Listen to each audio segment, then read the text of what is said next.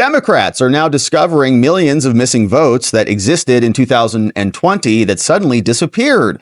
Those same votes that we were concerned about, asking where they came from for a long time, now they're asking the same questions. You can see this guy is named John Pavlovitz, an influential account on the left, author of a bunch of books, does media, and is somebody who is highly followed. And you can see he posted something that I really liked here. It's a very curious question that he's asking. He says, I'm really not trying to stoke a conspiracy, but is it really feasible that Dem enthusiasm at near Obama levels on insurrection, which is their ideology, the fall of Roe, Trump's SCOTUS immunity deal, and Project 2025, it really yielded 15 million fewer blue votes? Help it make sense. This is a good first step for them. It's a good first step. Now they're coming at it from the other angle. Yeah, we're wondering, where did those 15 million or so votes come from in 2020? Where'd they come from? Oh, everybody was locked down and so they were voting extra hard? Yeah, right. For Biden? Yeah, 15 million viewer. It's not like 2 million, 3 million, 15 million? Yeah, it's a great question, John.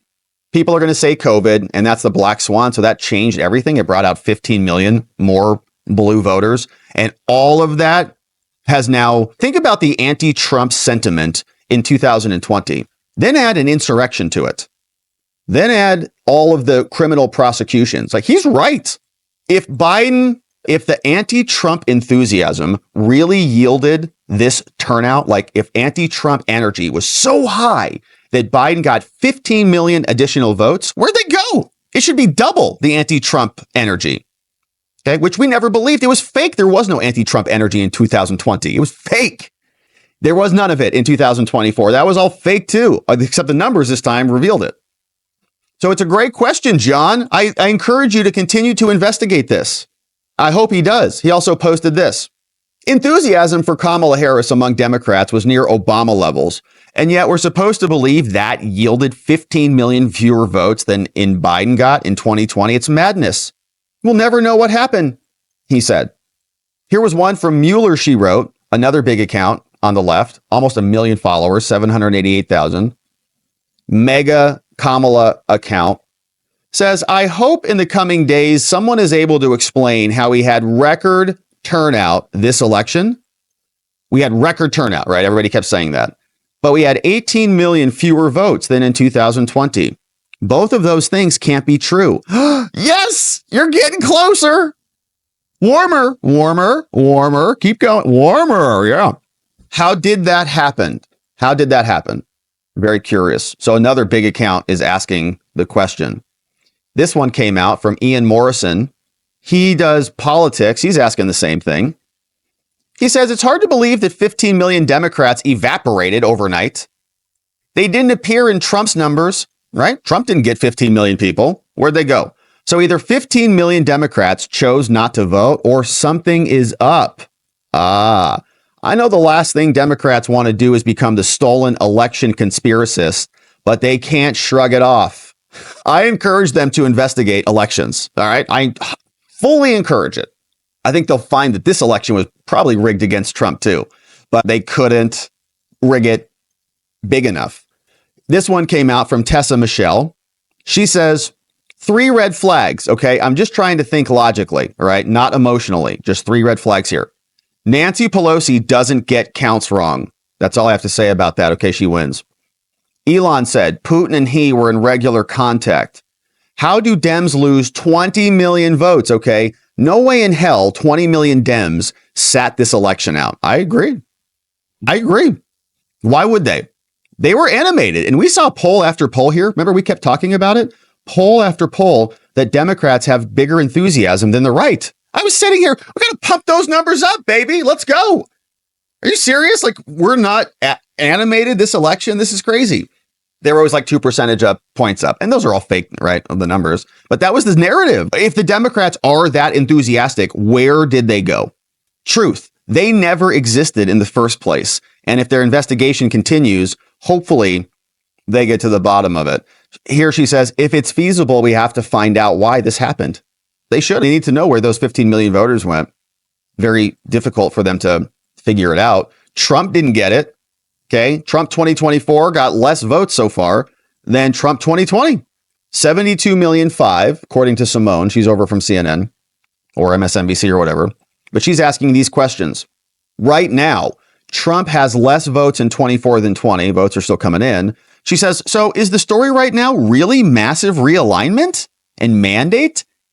Given that Trump is not even going to reach Biden's 81 million votes. This is a historic election. Trump swept everything. Not even going to get close to 81 million of 2020. And Dems haven't won the majority of white voters since LBJ was on the ballot. Says, or is the story, she asks, great questions, is the story the roughly 13.5 million Dem voters who turned out in 20, but not 24, and finding out why? Where did the 13 million Democrats go? To be clear, the way you find out why is you ask the voters. Yeah. People are saying, do a recount. Get Joe to do a recount. Ask the organizers what they were hearing, just like people did with the white folks in diners in 2016. She's got her eyes out. Wow, that sounds like they're engaging in some election denialism. They should investigate this because I think they'll find some interesting things. Maybe it will open up their eyes. Here's another attorney called Pam Keith. She's got 175,000 followers on X. CEO, nominee, litigator, she, her, all the things. Says, my absentee ballot in Pennsylvania is marked as ballot returned, but not as ballot counted.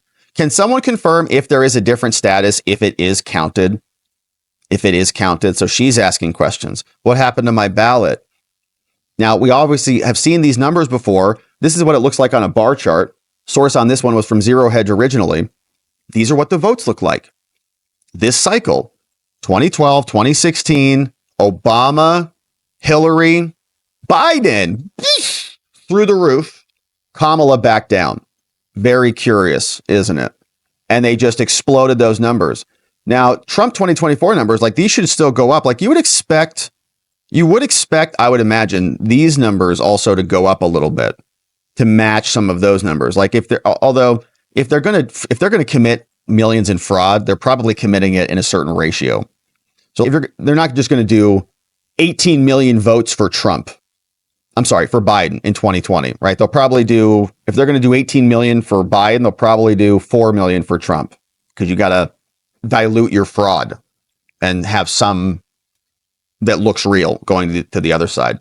So if there is fraud, I would imagine it inflates the numbers on both sides. Clearly there's fraud because where did these voters go? Look at those numbers. And this chart looks like it's to scale.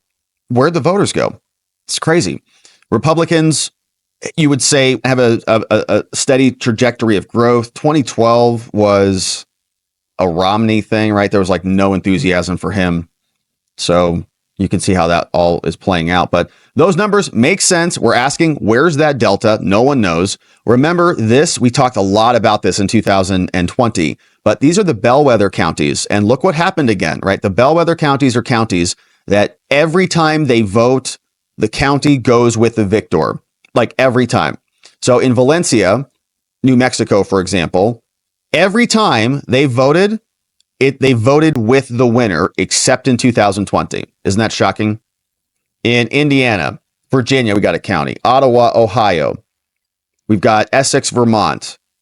Blaine, Michigan. Darlington, South Carolina.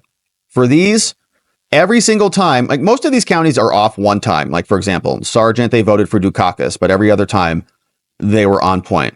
This one voted for Bush in Delaware. It actually went to Clinton, but every other time they're in sync. Look at 2020. All of them voted for Trump, except this one went for Biden, and they gave it to Biden. They stole the election, man. And these are just data. 2024, they all went back to Trump again. This one was off. Went Harris in Washington. And look at the numbers down here, right? How often do they hit? 100%, 88, 94, 100%, 94, 94, 100.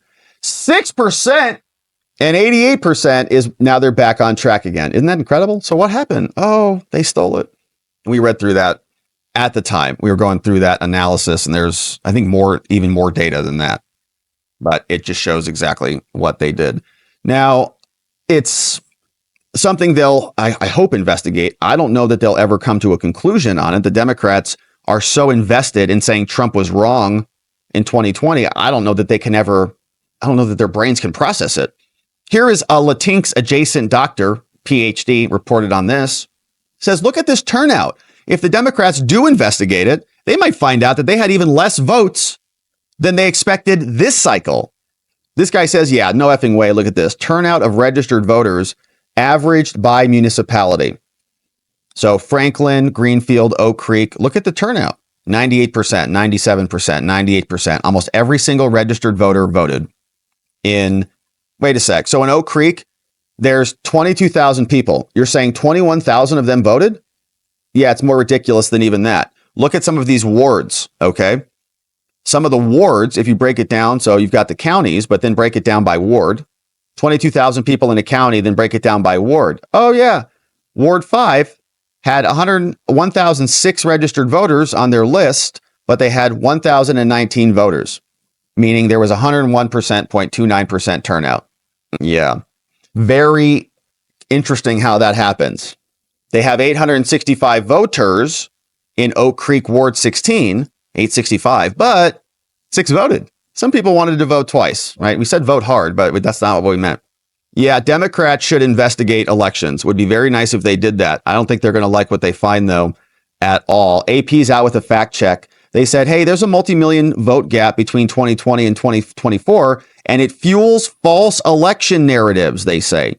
Less than 24 hours after Trump was elected, social media users began pushing 2 conflicting narratives about these missing votes. Where'd they go? Missing voters, more specifically. Says, and one that revived false claims that Trump said the 2020 election was stolen. Yeah, but that's only the logical conclusion from the Democrats' new discovery about 18 million votes.